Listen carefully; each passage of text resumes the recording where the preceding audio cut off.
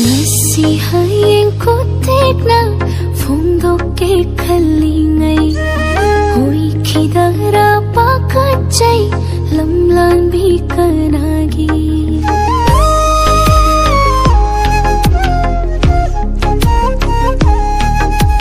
ngasi hayengku tekna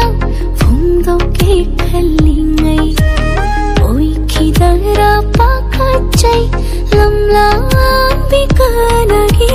yengsinada tumin nusinada rangna misum haiba minok tarangi mikup khorin khanjai thana tarokjai manglan tai bangani matasu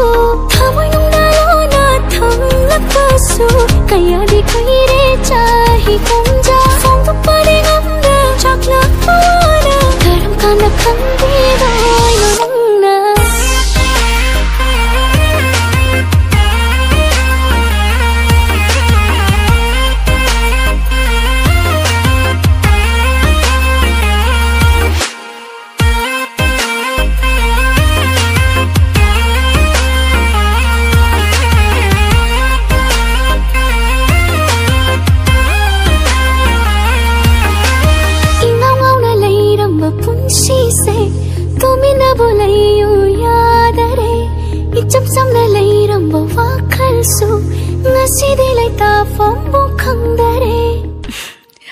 Adorashu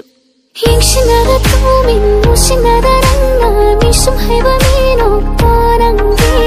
mikup khorin khanjai thana tarokjai manglan tai bangani matasu thamoi nungdalona thamlakasu kaya di koire chahi komja phong pare ngamda chakna pana karam kana khandi